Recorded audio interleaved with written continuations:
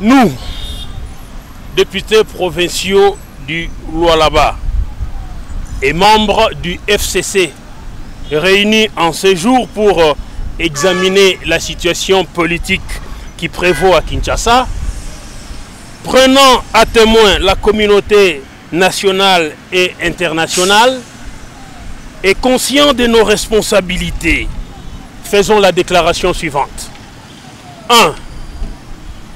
Le peuple lualabais met en garde les acteurs politiques congolais contre le risque que court le pays face à l'arbitraire et aux velléités dictatoriales qui sont étalées au grand jour.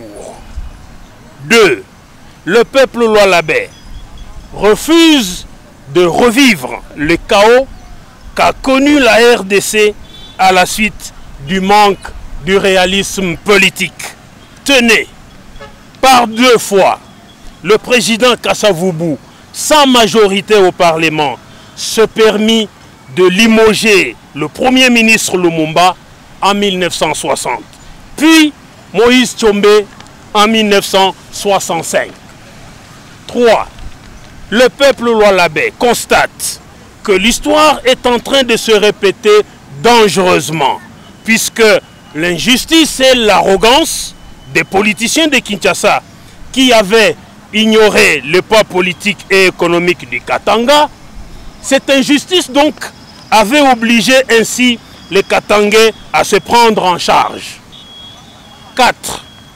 Nous n'acceptons en aucune fois et à n'importe quelle condition toute manœuvre tendant à méconnaître le pouvoir et tendant à méconnaître la majorité que le peuple a conférée au FCC pour proposer de le céder gratuitement à des adversaires politiques qui ont perdu les élections à travers les urnes. Ça, nous refusons, puisqu'il s'agit là d'une indélicatesse et d'une ruse inacceptable qui ne dit pas son nom.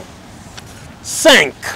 Les Lualabais restent soudés derrière les FCC et son autorité morale, Joseph Kabila Kabange, qui s'est sacrifié pour remettre la RDC et la démocratie sur les rails et dont les efforts portent aujourd'hui des fruits, notamment en permettant la naissance d'une province prospère et éprise de paix qu'est le Lualaba. 6. Nous appelons les uns et les autres au réalisme politique et à l'humilité pour reconnaître à chacun ses qualités et son poids politique. Et surtout, éviter toute frustration dont les conséquences sont très imprévisibles et très incalculables.